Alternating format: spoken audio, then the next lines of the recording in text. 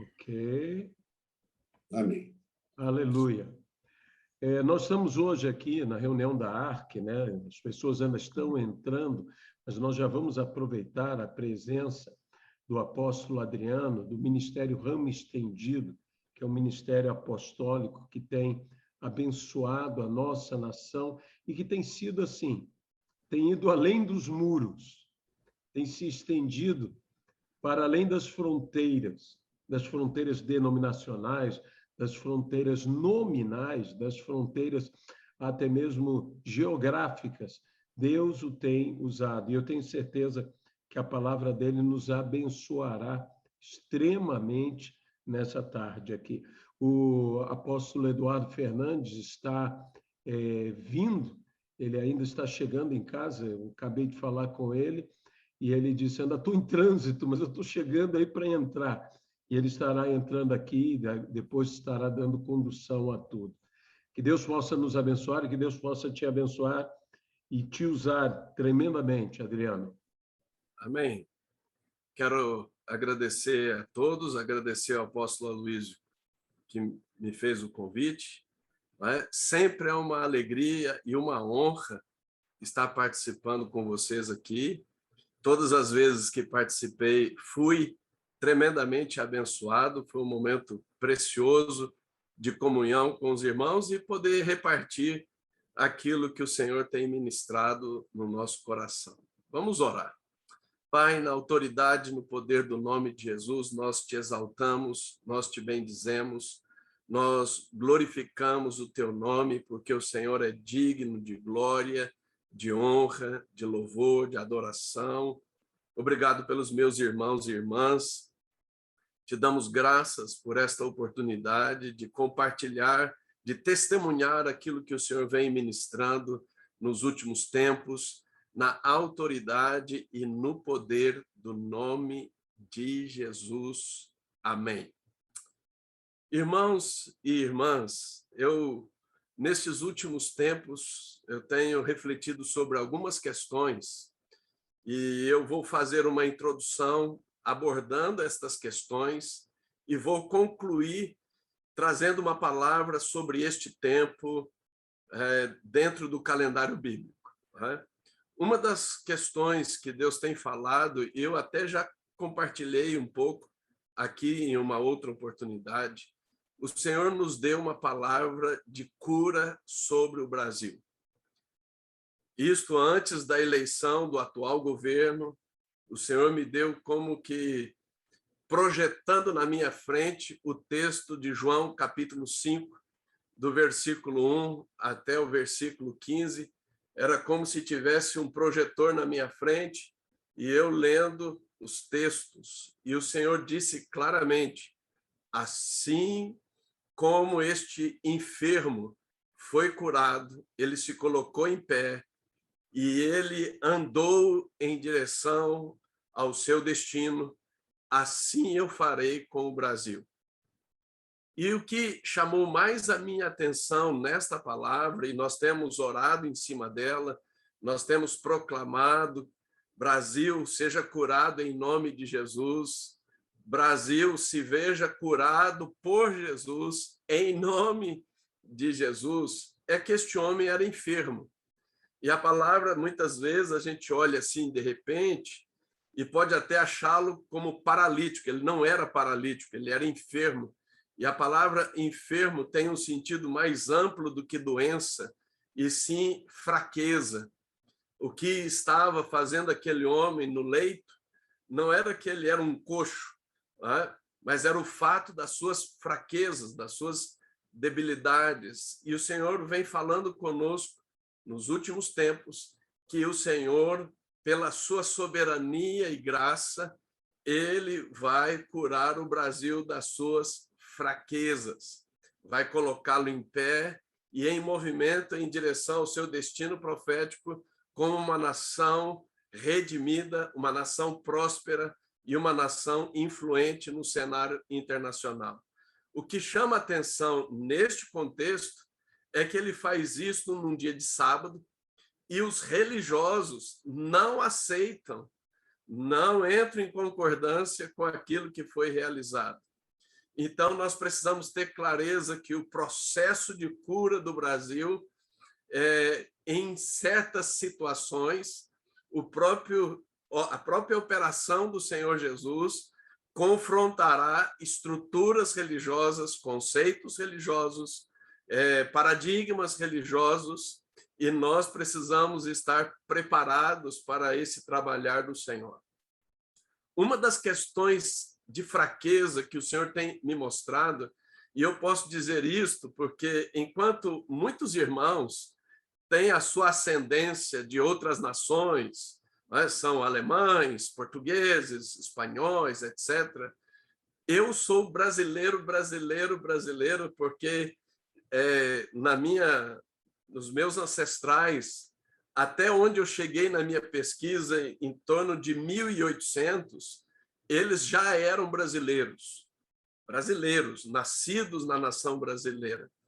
Então, eu sei por geração, eu sei por corrente sanguínea, uma das nossas fraquezas e das minhas fraquezas que o Senhor tem mostrado, e ele tem dito que isso vai afetar em muito as eleições em 22, é a fraqueza do orgulho.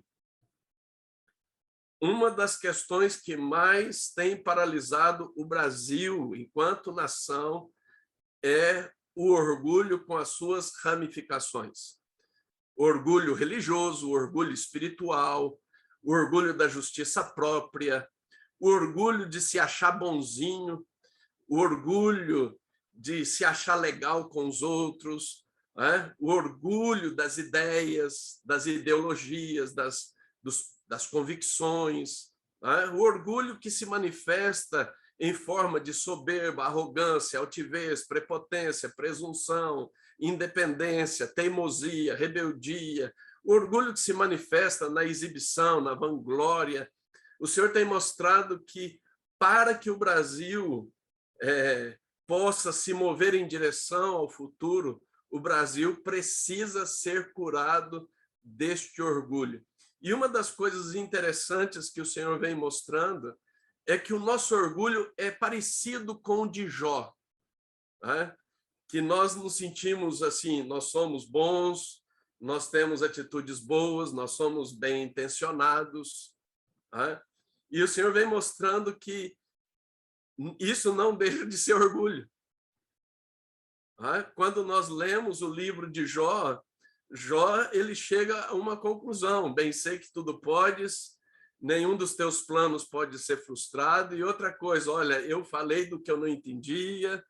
E o caminho redentivo para Jó foi o caminho exatamente da humilhação, do quebrantamento, quando ele se coloca no pó, na cinza, e ele começa a interceder exatamente por aqueles que haviam acusado a Jó.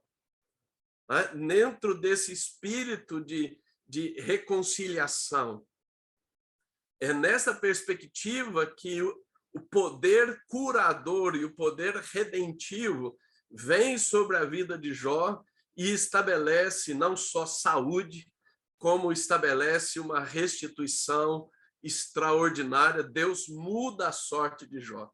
O Senhor vem falando conosco que nós precisamos entrar num nível de arrependimento por identificação, não só o arrependimento enquanto pessoa, mas nós como líderes, como sacerdotes, como está lá no livro de Joel, nós precisamos chorar no altar por causa deste orgulho que está impregnado na nossa cultura. Na nossa cultura enquanto brasileiros. Nós, por exemplo, eu não sei vocês, mas quando a gente olha tanto por reportagem, quando a gente está fora do Brasil, nós nos achamos. Nós achamos que nós somos melhores do que os outros, nós somos mais legais do que os outros. E este é um tempo que o Senhor está dizendo que nós precisamos entrar num nível de arrependimento, não só pessoal, mas como sacerdotes, levar diante do trono e nos humilharmos pela nação, pelos governantes, nos mais variados aspectos.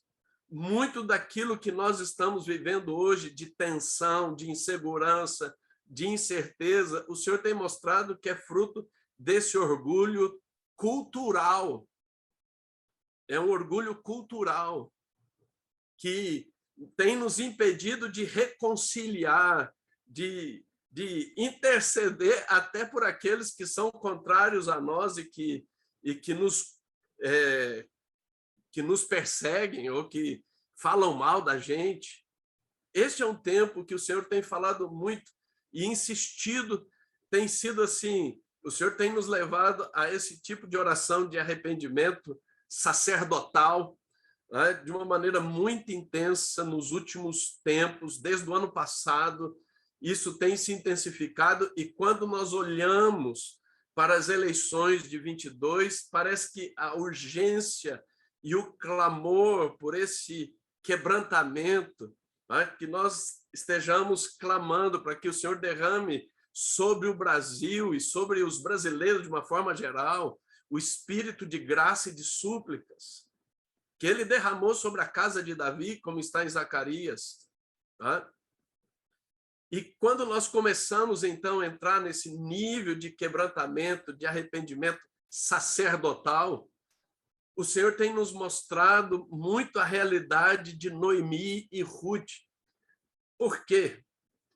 Porque Noemi deixa a sua terra, deixa Belém, que é a terra do pão, e vai, juntamente com seu esposo e os seus filhos, para Moabe.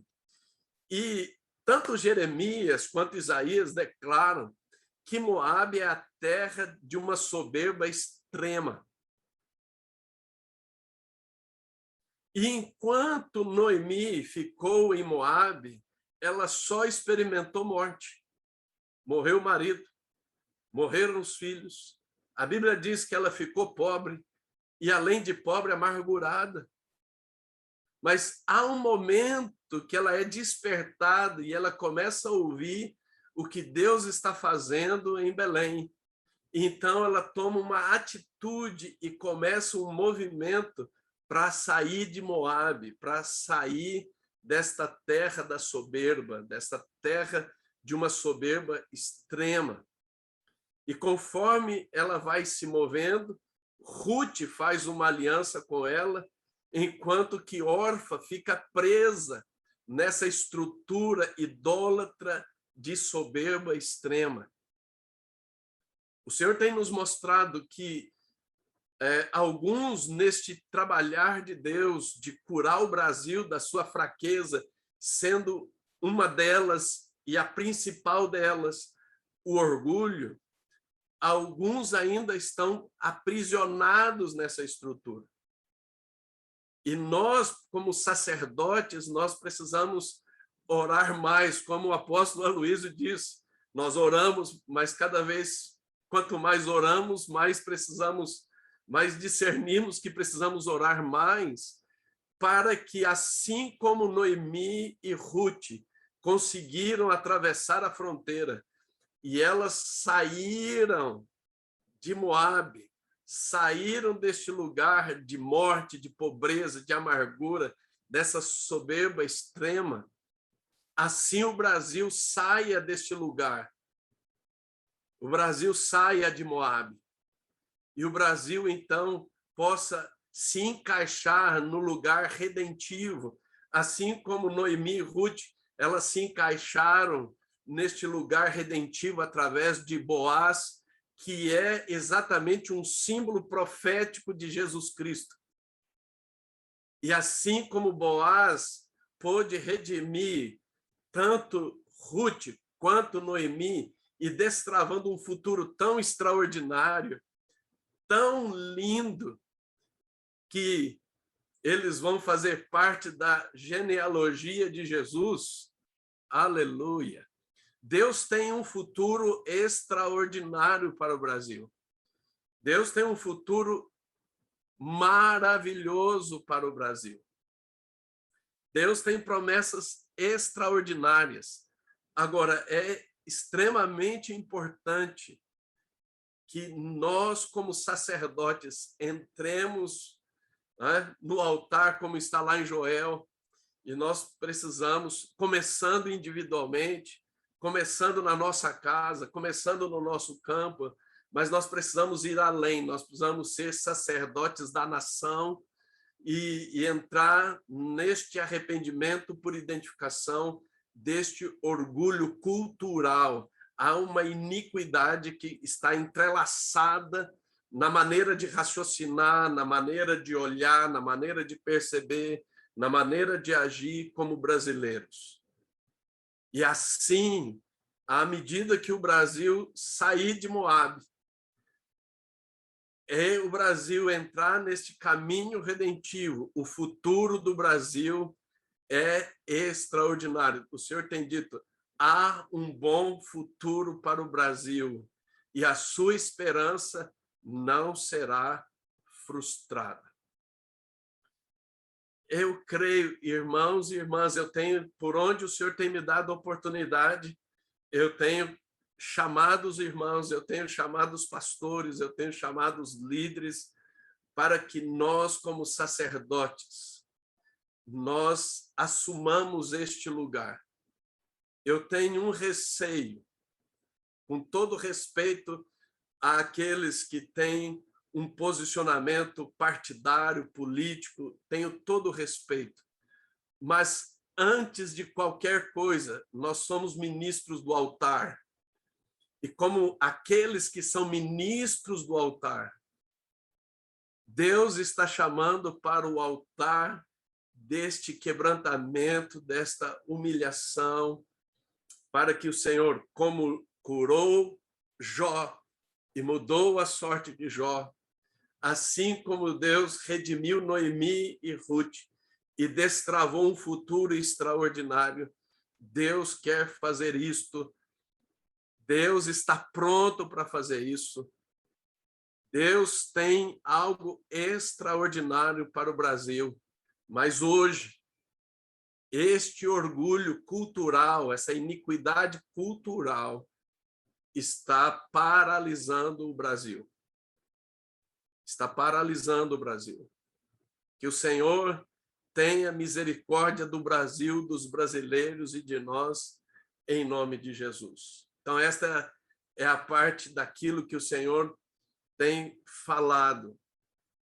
E há algo interessante, porque eu já estou no ministério, eu fui reconhecido no ministério, fui ordenado pastor em dezembro de 93.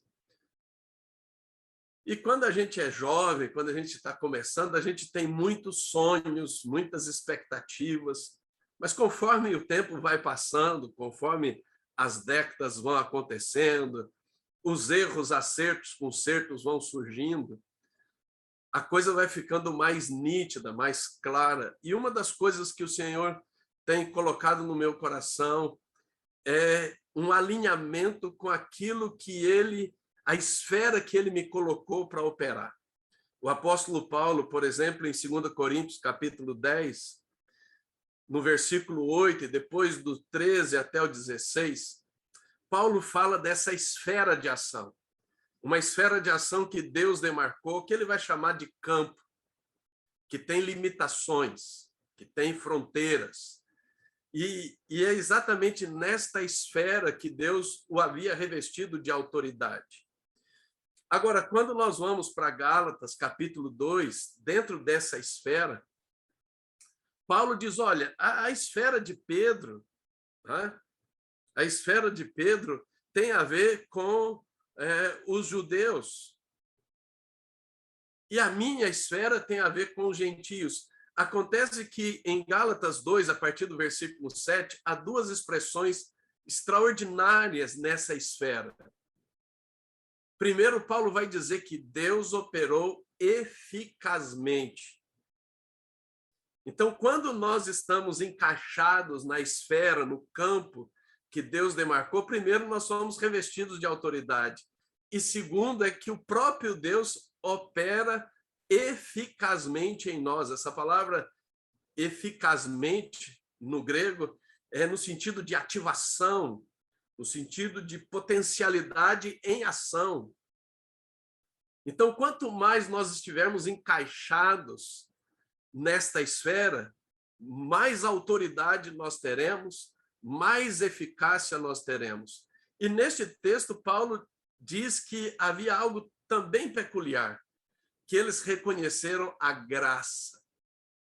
Quando nós operamos nesta esfera que Deus demarcou, nós não só somos respaldados de autoridade, Deus não só opera eficazmente em nós e através de nós, como há graça.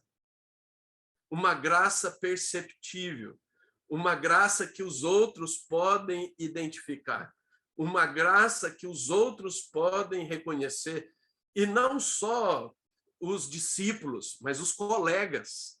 É interessante aqui que não foram os discípulos de Paulo que reconheceram esta graça, foram os colegas, foram os outros apóstolos que reconheceram que havia graça.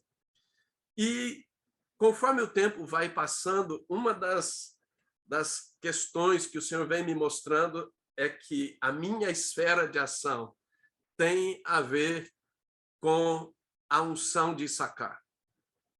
E aí que eu vou chegar aonde eu quero compartilhar com vocês. A tribo de Issacar, como está em 1 Crônicas 12, era uma tribo que conhecia os tempos e as estações, e por conhecer os tempos e as estações, sabia o que Israel devia fazer. E um dos pilares desta unção é quando você começa a compreender o calendário bíblico. Na última vez que eu estive aqui, eu compartilhei com vocês sobre a contagem do Homer. A importância da contagem do Homer, os princípios da contagem do Homer.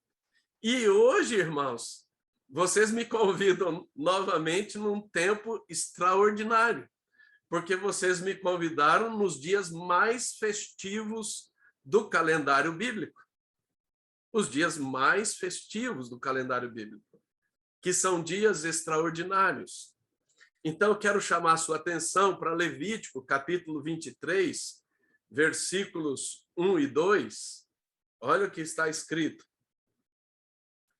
Disse o Senhor a Moisés: fala aos filhos de Israel e diz-lhes: as festas fixas do Senhor que proclamareis são santas convocações, são estas as minhas festas. E aqui há uma questão que nós precisamos reavaliar, rever.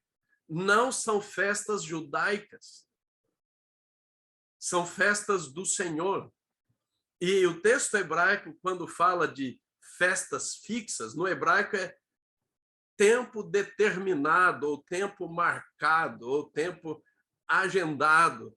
Ou seja, é uma agenda que Deus estabeleceu. E a Bíblia diz que tudo fez Deus formoso no seu devido tempo. No seu devido tempo. E é importante nós compreendermos que Jesus participou das festas, inclusive da festa dos tabernáculos. Os apóstolos participaram das festas, inclusive fazia a sua agenda, olha, eu quero estar em tal lugar até a festa tal. Eles tinham as festas bíblicas como algo fundamental, como uma coluna no tempo, ou colunas no tempo. Então, dentro do calendário bíblico, no primeiro mês, nós temos a festa da Páscoa, que é Pêssar, no mês de Nissan ou Abib. No terceiro mês, nós temos, que é o mês de Sivan, temos a festa de Shavuot, Pentecostes. E no sétimo mês, que é o mês de Tisrei, nós temos a festa dos tabernáculos. Agora, estas são as três principais. A Bíblia fala também da festa de Hanukkah, a Bíblia também fala da festa de Purim, mas estas três são as três principais. E nós estamos exatamente nos primeiros dias do sétimo mês, nós estamos exatamente nos primeiros dias de Tisrei. Então, nós estamos exatamente nos primeiros dias deste tempo extraordinário de celebrações. Então, eu quero convidar você a abrir a sua Bíblia em Êxodo, capítulo 23. No livro do Êxodo, capítulo 23, no versículo de número 16, diz assim: guardarás a festa da cega dos primeiros frutos do teu trabalho, que houveres semeado no campo, e aqui é a festa de Pentecostes, ele já havia falado sobre Páscoa, e ele continua, e a festa da colheita, a saída do ano. Esta terceira festa é na saída do ano, é no início do ano. Por isso que quando nós olhamos para o calendário bíblico, nós estamos iniciando um novo ano bíblico, que é exatamente nesta, não é apenas coincidência, mas nesta sincronia da festa da colheita, que é a festa dos tabernáculos, com a saída do ano. Agora, abra sua Bíblia em Êxodo, capítulo 34, versículo de número 22, olha o que está escrito. Diz assim: também guardarás a festa das semanas, que é a das primícias da cega do trigo, que é Pentecostes, e a festa da colheita no fim do ano. Então, quando que se celebra? É quando você termina o ano e começa o outro. Há esta mudança de ano exatamente neste período. Então, muitas vezes, por algumas razões, que eu não vou entrar aqui nos méritos, né, as pessoas acham que é apenas um novo ano judaico, que é do calendário judaico. Mas eu estou mostrando para você na Escritura que é exatamente bíblico. Agora, é importante nós compreendermos que este período de festa é um período de festa de colheita. Então, eu quero profetizar sobre a sua vida, sobre a sua casa, sobre o seu campo, sobre a sua esfera, onde você tem autoridade, onde Deus opera eficazmente, onde a graça de Deus opera, um destravar de colheita sobrenatural, em nome de Jesus. E olha que coisa interessante. Uma das tribos que se conecta com este mês é a tribo de Efraim, que é uma parte do povo de José. E Efraim significa duplamente frutífero. Então, eu quero profetizar em nome de Jesus que na tua esfera, que Deus demarcou, que você tem autoridade, que você tem eficácia, que você tem a graça de Deus, o destravar de uma frutificação dupla frutificação em nome de Jesus. Olha como que a colheita nas festas, todas as festas, elas estão relacionadas com algum tipo de colheita, mas esta é chamada a festa da colheita. Abra sua Bíblia, por favor, no livro de Deuteronômio, capítulo de número 16.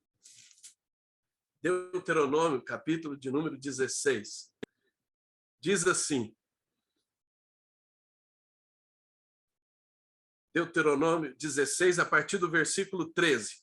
A festa dos tabernáculos, celebrá-la-ás por 7 dias, quando houveres recolhido a tua eira e do teu lagar.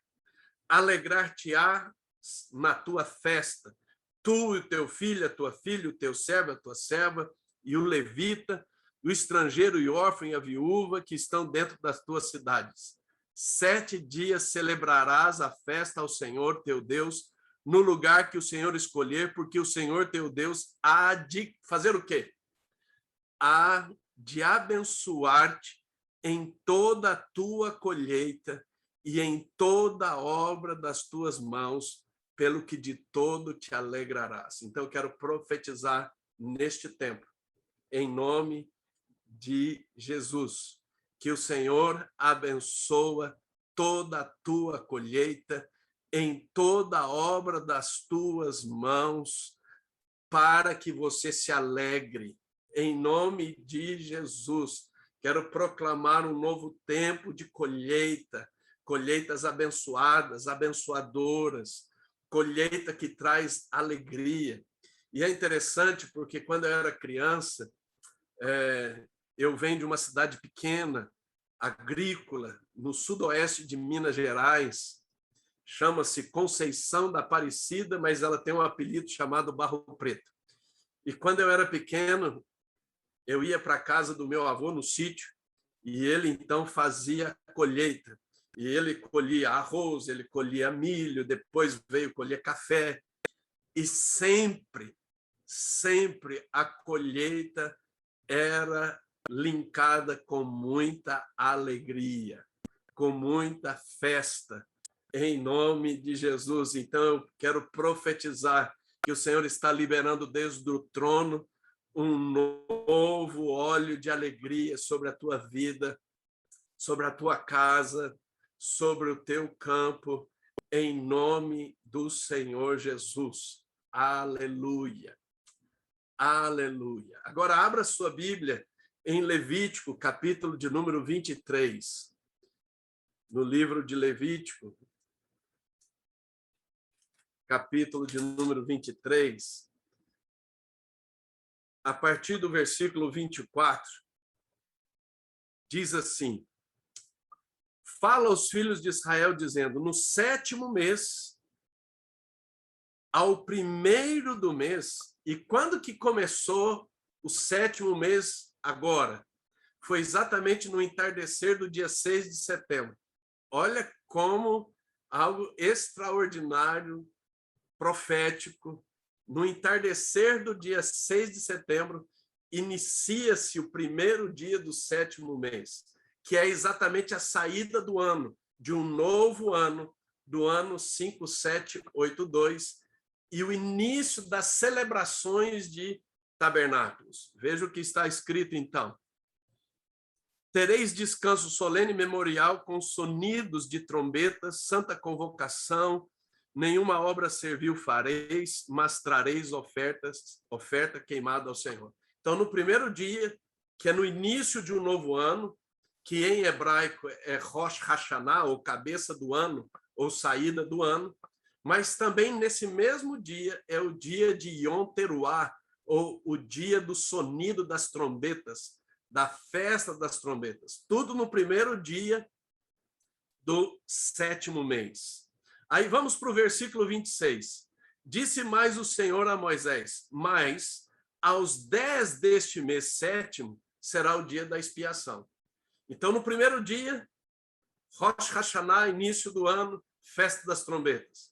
No 10º dia, que vai ser no entardecer do dia 15 de setembro, dia da expiação, que é o dia do perdão, da restauração. Aleluia. O que se faz entre o 1º e o 10º dia? Estes 10 dias, ou 9 dias, né? Corretamente seria 9 dias, que é do dia 2 ao dia 9, é chamado de Techuvá. Techuvá significa conversão, significa voltar. Então, o que os sacerdotes ministravam ao povo? Na saída do ano, o som da trombeta para o despertar, para a convocação, para o chamamento, para quê? Para um tempo de reflexão, um tempo de quebrantamento, um tempo de sondar o coração. E nós estamos exatamente neste período de Techuvá. Então, eu quero chamar os meus irmãos para que nós, não só numa perspectiva pessoal, familiar, mas como sacerdotes, nós estejamos, como Davi, no Salmo 139, sonda-me, ó Deus, vê se há em mim algum caminho mau e guia-me pelo caminho eterno. O que nós precisamos neste tempo de Techuvá? Nós precisamos de temor do Senhor. É um tempo de reverência, é um tempo de quebrantamento, é um tempo de sondagem, de avaliação, é um tempo que nós precisamos discernir o que nós deveríamos ter feito e não fizemos. E aquilo que nós não deveríamos ter feito e fizemos. É exatamente neste período de Techuvá. E aí, então, no 10º dia, temos o dia da expiação, um dia extraordinário. Quando nós olhamos para este contexto, à luz do Evangelho de Cristo, é algo extraordinário. Por quê? Porque no dia da expiação, eles tinham 2 animais. Um animal, eles impunham as mãos e eles confessavam os pecados, as iniquidades da nação. Era chamado do emissário. Então, ele era lançado para o deserto para nunca mais voltar. O outro animal era sacrificado e o sangue dele aspergido no altar. É exatamente isso, irmãos e irmãs. Nós não precisamos mais de animal. Jesus fez o sacrifício perfeito. Mas nós precisamos saber que o outro animal, o emissário, é a nossa parte de confessar nossos pecados. Então, o dia da expiação é um dia em que nós devemos celebrar o sacrifício de Jesus, que é a nossa expiação, mas também é um dia para nós confessarmos não só os nossos pecados, mas os pecados da nação, como sacerdotes. E aí, quando você chega, então, lá no versículo 33, diz assim, ó, disse mais o Senhor a Moisés, fala aos filhos de Israel, dizendo, aos 15 dias deste mês, 7º, será a festa dos tabernáculos ao Senhor por 7 dias. São 7 dias de celebrações e o último e grande dia da festa, que é o ápice da festa. Se nós olharmos para João capítulo 7, Jesus estava participando desta celebração exatamente no 8º dia, o grande dia da festa. E aí, alguns dizem, mas, apóstolo Adriano, estas celebrações, elas foram dadas aos judeus. Primeiramente, sim, mas abra sua Bíblia no livro de Zacarias, no capítulo de número 14. Zacarias, capítulo de número 14. Versículo 16. Olha o que está escrito. Todos os que restaram de todas as nações que vieram contra Jerusalém subirão de ano em ano para adorar o Rei, o Senhor dos Exércitos, e para celebrar o quê? A festa dos tabernáculos. Todas as nações. Não só os judeus.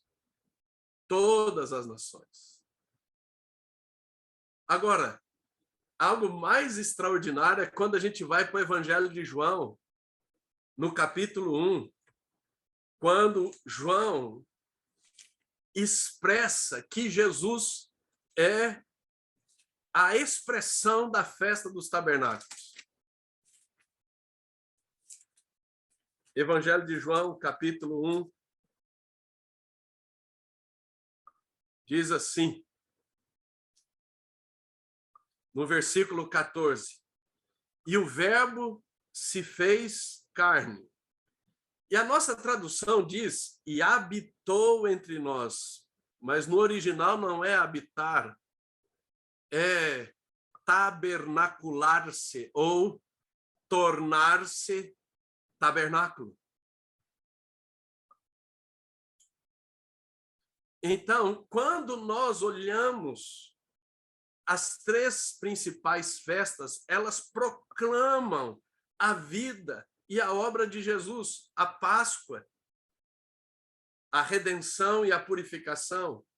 Pentecostes, aí poderia dizer, mas Pentecostes é do Espírito Santo. Mas o próprio Jesus disse que o Espírito Santo viria porque ele estava rogando ao Pai e ele viria para glorificar a Jesus. Então, Pentecostes glorifica Jesus. E tabernáculos é a expressão da encarnação. Eu não vou entrar aqui em especulações escatológicas, mas é importante nós compreendermos que quando nós celebramos tabernáculos, nós estamos dentro do mover didático de Deus. Quando você olha, por exemplo, para o tabernáculo de Moisés, no tabernáculo de Moisés havia a expressão de cada uma dessas três festas.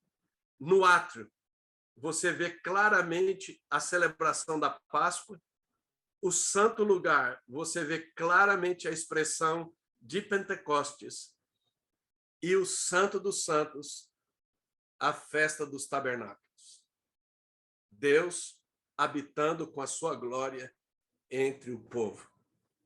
Quando nós nos movemos com entendimento, com revelação e fé, indo além de rituais, indo além de tradições, mas estabelecendo os princípios, você está sendo trabalhado didaticamente pelo Senhor para um caminho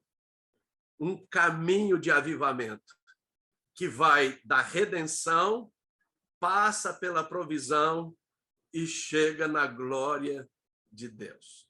Agora, deixa eu te dar um testemunho. Talvez você me vê ministrando sobre isso e diz, puxa, o apóstolo Adriano sempre amou Israel e amou as coisas bíblicas das festas. Deixa eu te dizer, durante muito tempo eu fui antissemita, anti-Israel, por questões políticas. E depois, quando fiz seminário teológico, eu era adepto da teologia da substituição. Então, a teologia acabou reforçando o antissemitismo.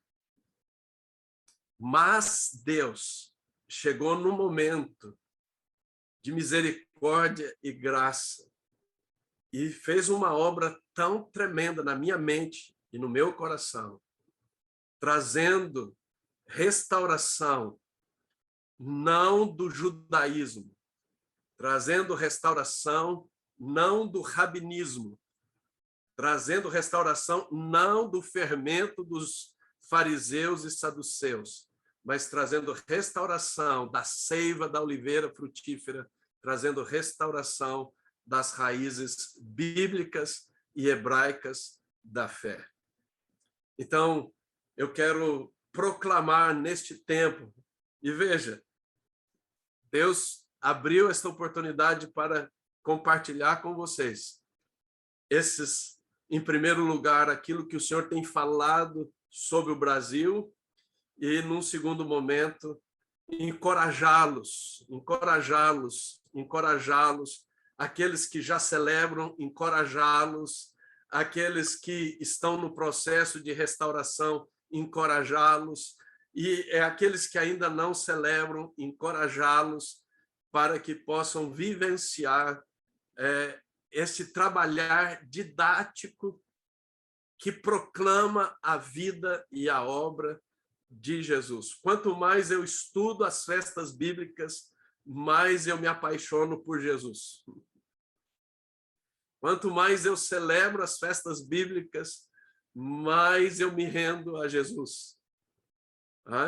Que esta palavra possa servir de encorajamento, e aqueles que já há muitos anos celebram, glória a Deus pela vida de vocês, em nome de Jesus. Vamos orar. Pai, a tua palavra não volta para ti vazia. Nós estamos neste tempo de techuvá, neste tempo de reverência, de quebrantamento, de temor do Senhor. Nós nos humilhamos diante de ti de maneira individual, mas como sacerdotes no teu altar. Nós nos humilhamos diante de ti, Senhor, pelo Brasil. Senhor, que haja quebrantamento sobre a nação brasileira, sobre os governantes, sobre as autoridades civis desta nação. Senhor, que haja lucidez, que haja, Senhor, lucidez, que haja moderação, que haja, Senhor, um mover de discernimento e de sabedoria, por causa do temor do Senhor, em nome de Jesus, que a tua graça venha sobre a nossa nação e nós proclamamos: Brasil, seja curado em nome de Jesus. Brasil, se veja curado em nome de Jesus. Brasil, levante-se curado da sua fraqueza e ande e mova-se em direção ao seu destino profético, na autoridade e no poder do nome Amém. de Jesus. Aleluia. Irmãos, pela misericórdia de Deus, eu faço parte do Conselho Apostólico Brasileiro, e o Conselho Apostólico Brasileiro tem proclamado que este ano, começando agora, com as festas de tabernáculos, um ano, começando agora, né, o 199 anos de independência do Brasil, um ano nacional de arrependimento. Um ano nacional de arrependimento. E nós queremos propagar, nós queremos compartilhar com os ministros do Senhor nesta nação, preparando-nos para o jubileu, quando nós vamos completar 200 anos, no 7 de setembro do ano que vem, o 4º jubileu da independência do Brasil.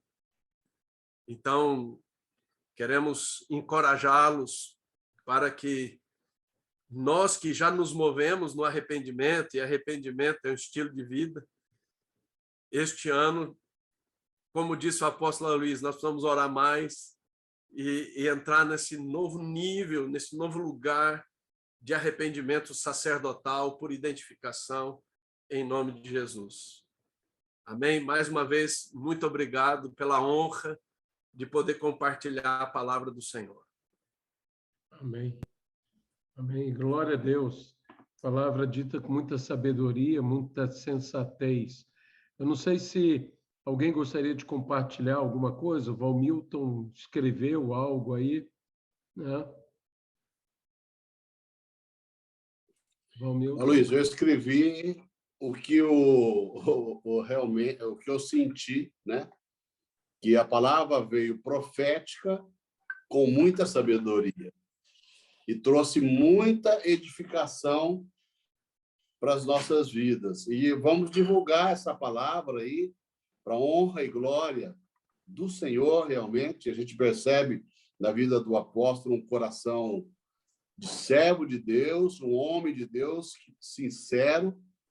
O Espírito Santo testifica isso.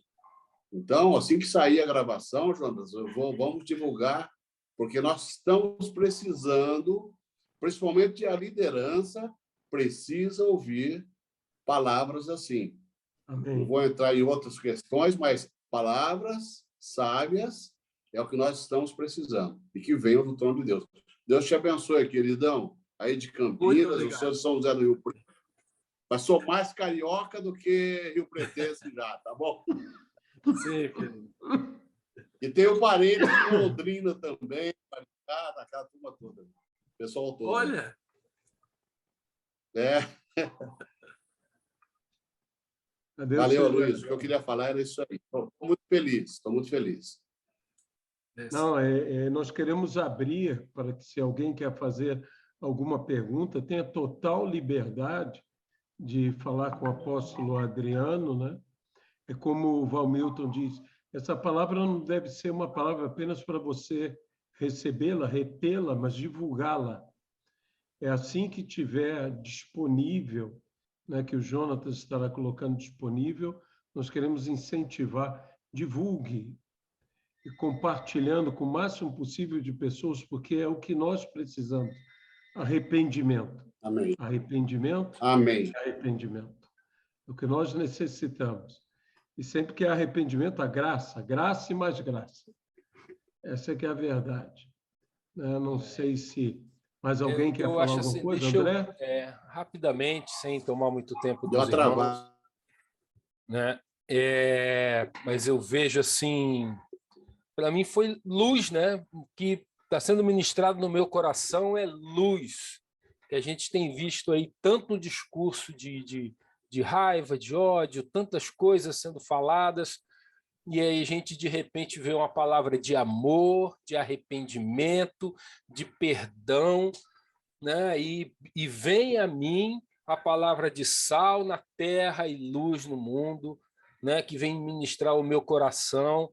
Apóstolo, é do Senhor, vem do céu, né? Tenha essa certeza, né? Uma palavra maravilhosa, né? Porque vem falar o nosso coração, dessa reflexão, é para todos nós, né? Ninguém pode dizer, isso não é para mim. Não, é para todos nós, né? Eu acho que fundamental isso, né? De perdoar e ser perdoado, né? Não há lados, na verdade só tem um lado, é céu e terra, né? Só há um lado, né? Para nós é um lado só, né? Que nós somos de cima, né? Assim diz a palavra, né?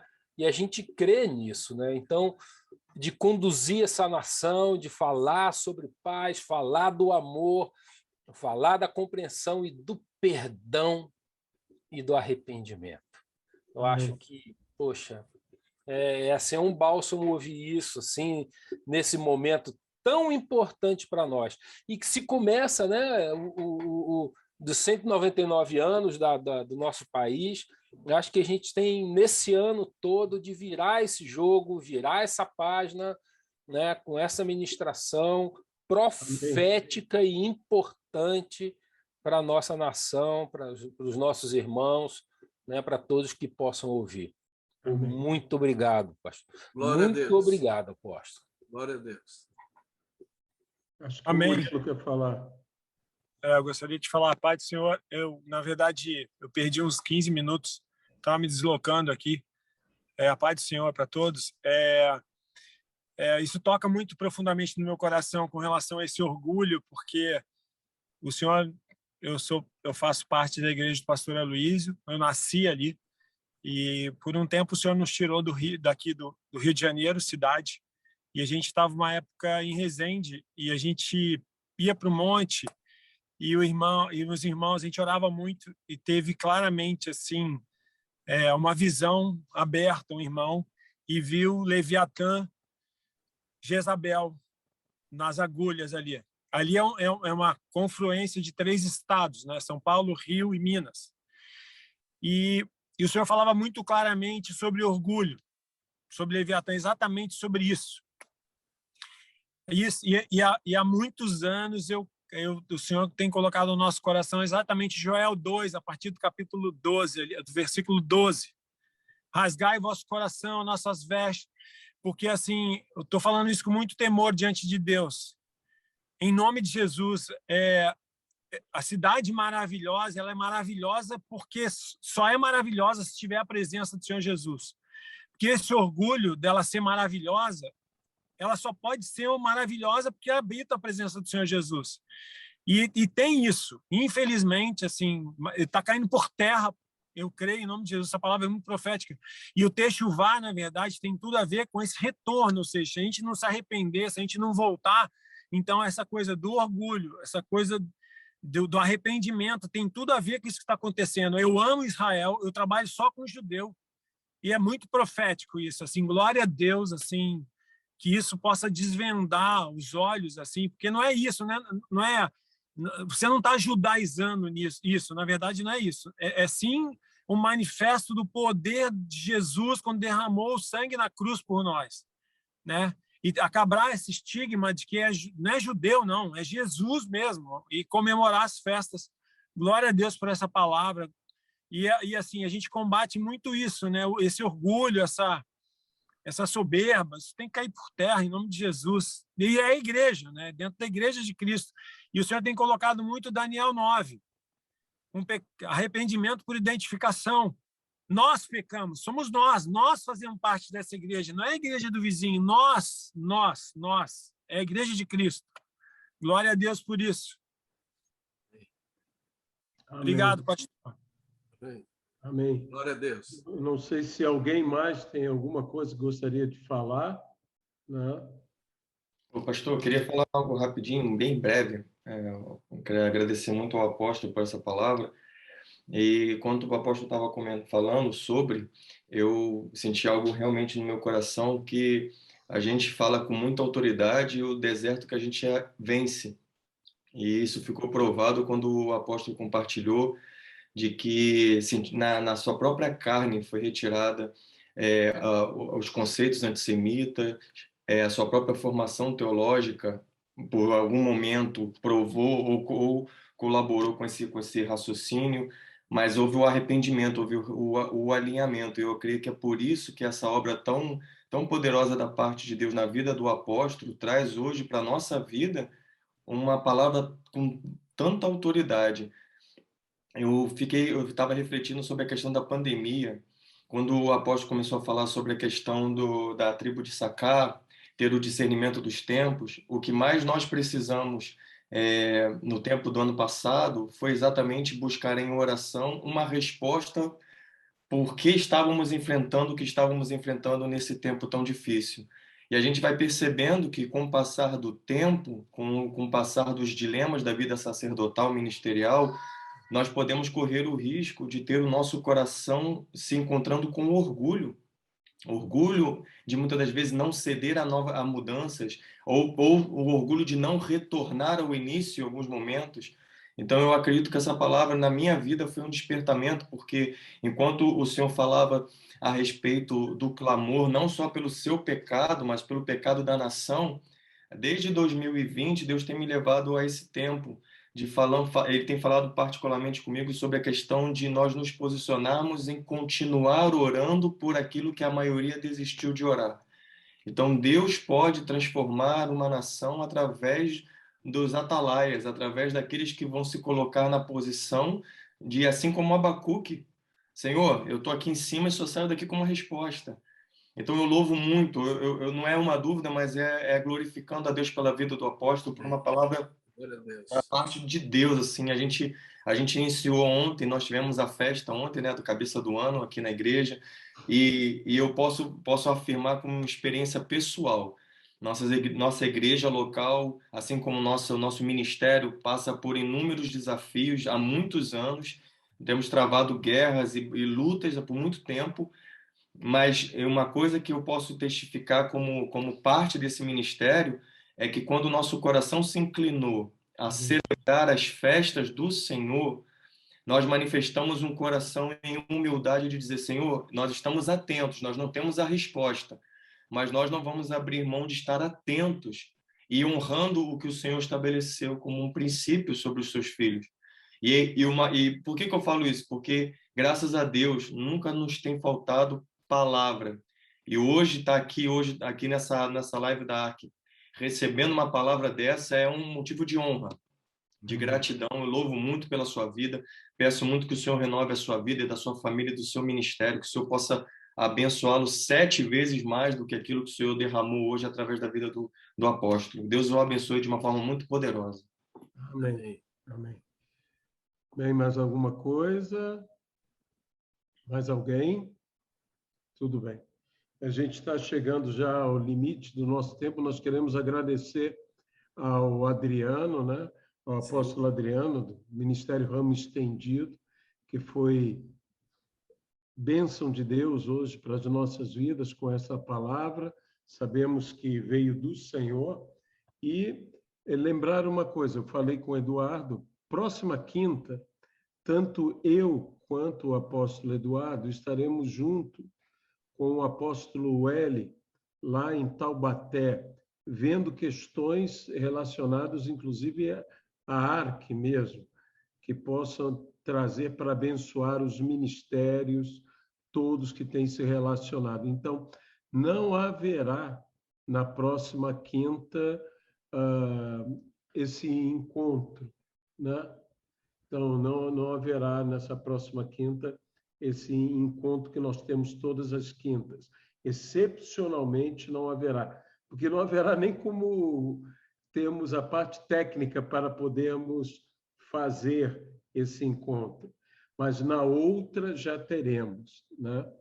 Agora, seria bom nós terminarmos aqui com uma oração. Vou pedir mais uma vez ao apóstolo Adriano que esteja orando por todos nós. e que nós possamos tomar aqui esse arrependimento sacerdotal, essa postura. Chorem os ministros diante do pórtico e do altar, né? Estejam ali naquele lugar específico. Tome o seu lugar correto, lugar certo de arrependimento, e clamemos ao Senhor e choremos diante do Senhor. Eu vou pedir ao apóstolo Adriano que ore por todos nós e nos represente a todos. Pai, na autoridade do nome de Jesus, neste tempo de Techuvá, oramos para que o Senhor derrame sobre nós o espírito de graça e de súplicas, para que nós possamos ter um coração quebrantado, humilde, não só derramando lágrimas, mas, sobretudo, rasgando o nosso coração diante do Senhor, em favor da nossa nação, cura a nossa nação. E, Pai, eu quero agora, como sacerdote do Senhor, também interceder pelos meus irmãos, as minhas irmãs que participam da ARC, em nome de Jesus. Oro para que eles sejam renovados, fortalecidos no Senhor e na força do seu poder, que eles sejam revigorados na tua graça, que suas necessidades sejam supridas. Senhor, eu oro e clamo diante de ti para que o Senhor esteja respaldando e cercando cada um deles com o escudo do teu favor, que o Senhor nesses dias esteja surpreendendo com algo novo, inesperado, com bênçãos inesperadas, Senhor, surpreendendo, alegrando o coração dos teus filhos e filhas, em nome do Senhor Jesus. E mais uma vez, Senhor, liberando a unção do aumento, da frutificação, da multiplicação, da colheita. Abençoa, Senhor, toda a colheita dos teus filhos. Abençoa todo o trabalho das mãos dos teus filhos e filhas, em nome de Jesus. Amém. Amém. E como é costume, que sempre fazemos, né, vou pedir ao Valmilton que ore agora abençoando o apóstolo Adriano em todos os desafios que ele tem pela frente, né, para que o Senhor seja com ele. Pai querido, nós te louvamos, nós te agradecemos por esse momento do corpo de Cristo. Amém. Onde nós recebemos as chaves e as portas do inferno não irão prevalecer sobre a tua igreja. E nós queremos, nesse momento, abençoar o teu servo, esse homem abençoado. Abençoamos a sua família, seu ministério. Senhor, que em todo lugar onde ele pisar, ali seja a bênção adquirida. Nós profetizamos e declaramos, Senhor, dias de avivamento, cada vez mais, palavras de sabedoria na vida do teu servo. Como igreja, como corpo, nós te agradecemos e o abençoamos, no nome do Senhor Jesus. Amém. Amém, Pai. Amém. Então, agradecemos a todos a participação. Adriano, mais uma vez, muito obrigado. Eu que agradeço a honra e a oportunidade. Esperamos contar com você outras vezes. Estamos à disposição para servir. Tá bom. Um abração, então, a todos. Um abraço. Olha.